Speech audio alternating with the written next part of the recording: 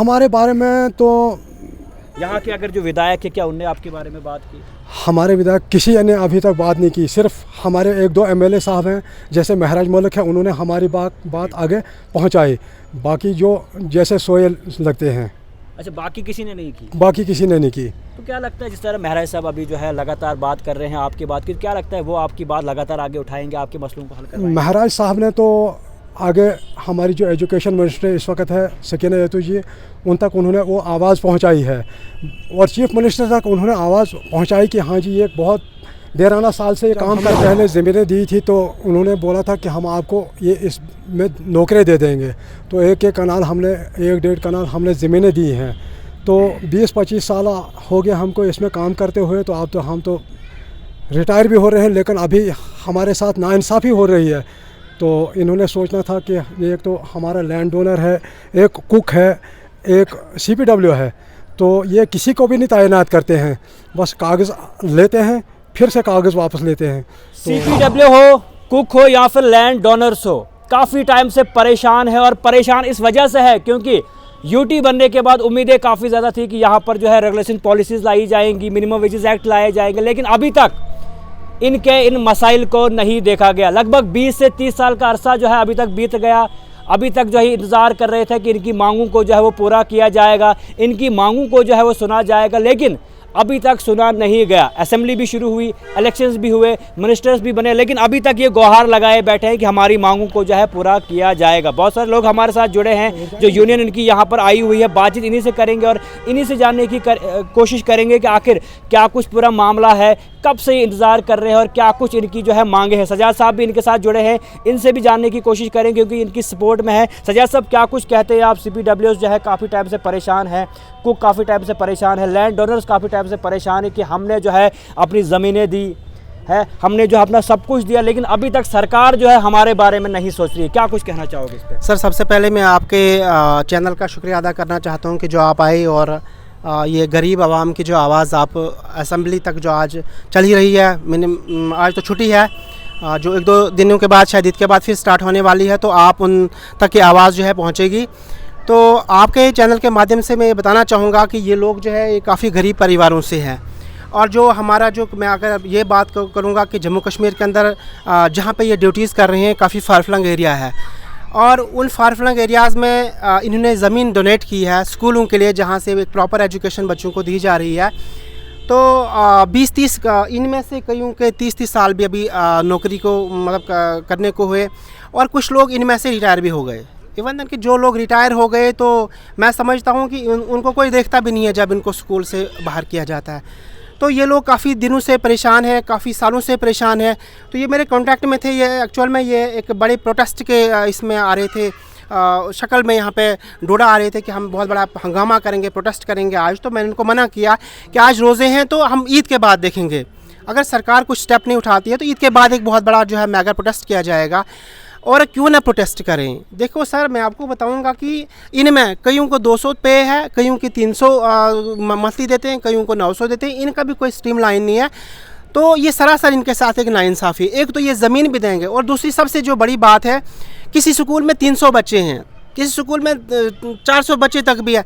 एक इंसान ने सुबह से शाम तक खाना भी बनाना, उनके लिए सफाई भी करनी है, बर्तन भी धोने हैं, ज़मीनें भी देनी हैं और उल्टा उनको 200-300 रुपये जो है मंथली मिलेगा। मैं समझता हूँ कि ये हमारे मुल्क हिंदुस्तान के अंदर और ख़ास करके जम्मू कश्मीर मैं ये बताऊँगा आपको कि सबसे बड़ा इनजस्टिस है, बहुत बड़ी नाइंसाफ़ी है इनके साथ जो हो रही है। मैं ये नहीं कहूँगा कौन सरकार ज़िम्मेदार है कौन नहीं, मैं ये कहूँगा कि जो रनिंग में इस वक्त सरकार है एनसी की, और जो रनिंग में इस वक्त बीजेपी भी है क्योंकि सेंटर में वो है और यहाँ पे भी वो अपोजिशन में। और मैं ये कहूँगा उनको आपके चैनल के माध्यम से कि हमें ये दंगा शंगा हमें असेंबली में नहीं चाहिए। आप सिर्फ एक इस बात पे, इस मुद्दे पे आ जाओ कि किस तरीके से इन गरीबों का अजाला किया जाए। 200 रुपये में इंसान एक चाय का कप जो है दोस्तों के साथ जब होटल में बैठता है तो 200 रुपये में इंसान चाय का कप पीता है।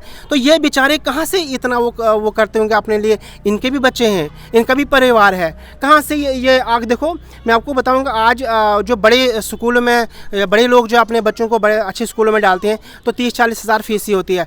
देखो ये हमारा हिंदुस्तान है, यहाँ पर डेमोक्रेसी है, यहाँ पे हमारे फंडामेंटल राइट्स है, जब वो चीज़ें यहाँ पे लागू नहीं की जाएंगी तो मैं समझता हूँ ये सबसे बड़ी नाइंसाफ़ी इन लोगों के साथ। तो लैंड ओनर्स हमारे साथ जुड़े हैं, थोड़ी बातचीत इनसे करेंगे। सर थोड़ा सा आगे आइए, आप आपसे जानने की कोशिश करूँगा, जब आपने ज़मीनें अपनी दी थी तो क्या सोच के दी थी, क्या कुछ तब आपसे कहा गया था? जनाब, जब हमने पहले ज़मीनें दी थी तो उन्होंने बोला था कि हम आपको ये इसमें नौकरी दे देंगे। तो एक कनाल हमने 1-1.5 कनाल हमने ज़मीनें दी हैं। तो 20-25 साल हो गए हमको इसमें काम करते हुए। तो अब तो हम तो रिटायर भी हो रहे हैं, लेकिन अभी हमारे साथ नाइंसाफ़ी हो रही है। तो इन्होंने सोचना था कि एक तो हमारा लैंड ओनर है, एक कुक है, एक CPW है, तो ये किसी को भी नहीं तैनात करते हैं, बस कागज़ लेते हैं फिर से कागज़ वापस लेते हैं। तो हमारा यही है आज का मिशन।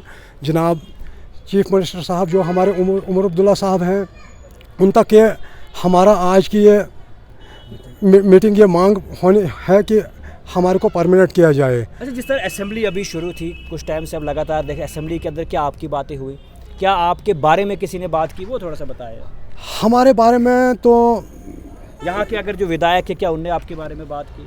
हमारे विधायक किसी ने अभी तक बात नहीं की। सिर्फ हमारे 1-2 MLA साहब हैं, जैसे महराज मलिक है, उन्होंने हमारी बात आगे पहुंचाई। बाकी जो जैसे सोए लगते हैं।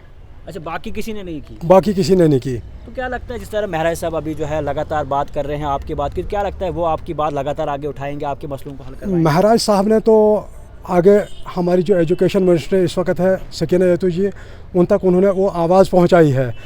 और चीफ मिनिस्टर तक उन्होंने आवाज़ पहुंचाई कि हाँ जी ये बहुत देराना साल से ये काम कर रहे हैं, तो लिहाजा इनको परमानेंट किया जाए। तो जिस तरह आज भी देख रहे हैं डेली विजय सड़कों पे है, लगातार उनकी भी मांगे, तो क्या लगता है आपकी मांगों को भी? अब हमारा यही है कि ईद तक हमारा यह है कि हम सब्र शुक्र करेंगे। इसके बाद हम सब जो है CPW लैंड ओनर कुक्स जो हैं 30-35 हज़ार हैं, तो हम सड़कों पे आने के लिए बिल्कुल तैयार हैं। आप भी सड़कों पे? जी। और हमने ये भी मुआहिदा रखा है कि अगर इन्होंने हमारे साथ इंसाफ किया तो नहीं तो हम स्कूलों में लाख लगाने पे बिल्कुल मजबूर हैं। अच्छा, स्कूलों में भी लाख लगाए? जी सर, हम स्कूलों में लाख लगा देंगे। तो गवर्नमेंट जहाँ की जहाँ है, जिस तरह बाकी डेलीवेजर से हर बार लॉलीपॉप दिया गया, 2014 में भी उनके लिए कमेटी बिठाई गई कि कमेटी बनाएंगे, आपके मसले को हल करेंगे। 2014 से 2024 भी हो गया, अब 25 शुरू हुआ। अब जो यहाँ पर खासतौर पर जीती हुई सरकार है, उन्होंने भी कमेटी बना दी, 6 महीने का टाइम उन्होंने भी मांगा। तो क्या लगता है हर बार जो उनको लॉलीपॉप दिया गया तो आपको भी लॉलीपॉप ही देंगे या आपके मसले को देखा जाएगा? जी, अभी तक तो हम देख रहे थे कि आज करेंगे, हमारे को परमानेंट सैलरी कुछ तनख्वाह दे देंगे, लेकिन अभी तक कुछ नहीं मिला। तो खाली ये जम्मू प्रोविंस की बात कर रहे हो या कश्मीर प्रोविंस? जैसे देखो ये हमारे पास ये है SRO 308 जो CPW है, जैसे कश्मीर में कुछ आर्डर हो गए हैं। तो हमारे यहाँ जम्मू डोडा के साथ तो बहुत ही नाइंसाफ़ी है। ये हमारे को सौतीली माँ का सलूक करते हैं। ऐसा क्यों? ऐसा यही है कि शायद वो आगे सड़कों में जाते हैं तो हम अभी तक ऐसे पीछे थे, लेकिन हम भी अब सड़कों पे आने के लिए बिल्कुल तैयार हैं। अच्छा, एक कुक को प्रॉपर कितनी सैलरी जो यहाँ पर दी जाती है? एक कुक को 1000 मंथली है, लेकिन वो भी 8 महीने का मिलता है, वो भी कहीं साल के बाद देते हैं उसको। अच्छा, वो भी नहीं मिलती? वो भी बहुत मजबूर है नौकरी करने पर। इसमें ज़्यादातर तो लेडीज़ लोग हैं, तो जेंट्स इसमें नॉर्मल ही है, लेकिन लेडीज़ लोग वो क्या करेंगे बेचारे, वो कहाँ जाएंगे? 1000 से किस तरह गुजारा होगा? घर का खर्चा, बच्चों का स्कूल, बहुत सारी दिक्कतें होती, किस तरह आप करते हैं? इसमें यह है कि हम घर में ज़मींदारी भी करते हैं और हमारे को बीच में जो ये 2-1 महीने की छुट्टियां होती हैं तो इसमें हम अपना टाइम ये पास करते हैं। लद्दाख जाके, जिस तरह मैंने देखा कि अक्सर लोग जो है लद्दाख जाते हैं काम पे, लद्दाख जाते हैं, हिमाचल जाते हैं, UP जाते हैं, तो वहीं काम कर रहे हैं, लेकिन यहाँ पर आपकी सैलरी नहीं बढ़ाई? यहाँ कुछ नहीं सैलरी होती हमारी।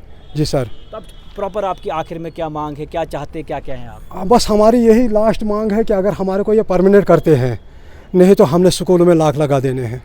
अच्छा, लाख लगा। जी, और जी, भी लोग जुड़े हैं। सर क्या नाम है आपका? सर मेरा नाम नीरज है। पहले नीरज जी, क्या कहते हैं आप, जिस तरह CPW हो, कुक्स हो, लैंड डोनर्स हो, वक्त पे ज़मीनें दी गई, वक्त पे जो है सोचा गया कि स्कूल यहाँ पर बनाएंगे, तब बहुत सारे वादे जो है किए जाते, आज किस तरह से इन वादों को देखते जो तब किए थे और आज के वक्त में क्या कुछ चाहते हैं आप? सर तब जो वादे किए थे इन्होंने, हमें लगा था कि हमारा फ्यूचर बन जाएगा, लेकिन आज आने वाले टाइम में वो सब वादे खोखले निकले, क्योंकि हम इसी उम्मीद में थे कि हम अपनी ज़मीनें देंगे एजुकेशन डिपार्टमेंट को, तो इसके बेस पर चलो हमें नौकरी मिल जाएगी तो घर परिवार भी चल पड़ेगा।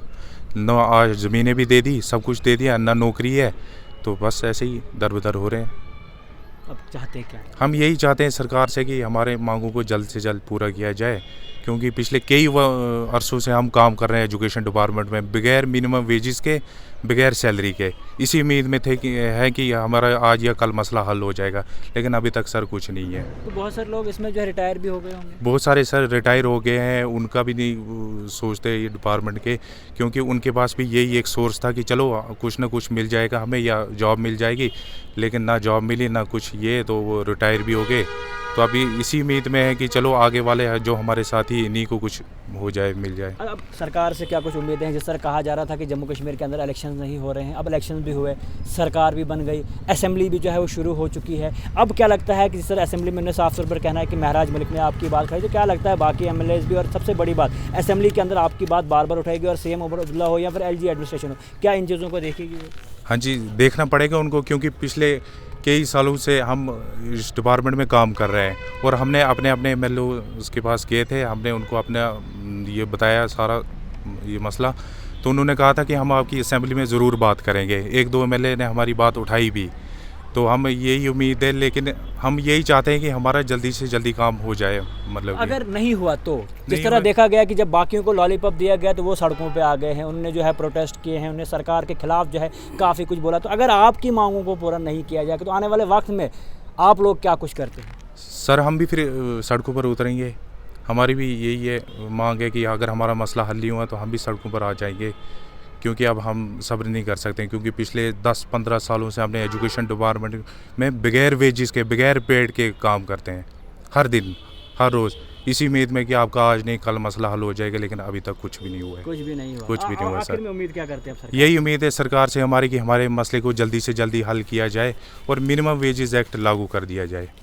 शुक्रिया। तो आपने देख लिया, CPWs हो, कुक्स हो, लैंड डोनर्स हो, हमारे साथ जुड़े हैं। अभी तो कुछ ही मात्रा में लोग यहाँ पर आए हुए हैं, क्योंकि जिस तरह इनका कहना था कि हम प्रोटेस्ट करेंगे, ये सब चीज़ें करेंगे, लेकिन कहीं ना कहीं आज जो है सिर्फ सरकार तक बात पहुँचाने आए हैं कि हमारी मांगों को पूरा किया जाए, हमारे मिनिमम वेजेस को जो है वो किया जाए, और उसके साथ साथ में जो सैलरीज़ का इशूज़ है, सैलरीज़ भी बढ़ाई जाए, वरना आने वाले वक्त में यहाँ पर भी प्रोटेस्ट होंगे, हम भी जो है सड़कों पर आएंगे। और कहीं ना कहीं उम्मीद जो है अभी भी सरकार से है कि सरकार जो है हमारे मसले को देखेगी। और सबसे बड़ी बात, MLA महराज मलिक की बात करूँ तो MLA महराज की जानिब से जो है इनकी बात उठाई गई, इनके मुद्दे को जो है असेंबली में लाया गया, तो कहीं ना कहीं एक बड़ी बात है। उम्मीद MLA महराज मलिक से भी इन लोगों की है कि हमारे मसलों को हल किया जाएगा, हमारी जो मिनिमम वेजेस एक्ट है वो बढ़ाया जाएगा, और कहीं ना कहीं हमें जो है रेगुलाइज यहाँ पर किया जाएगा।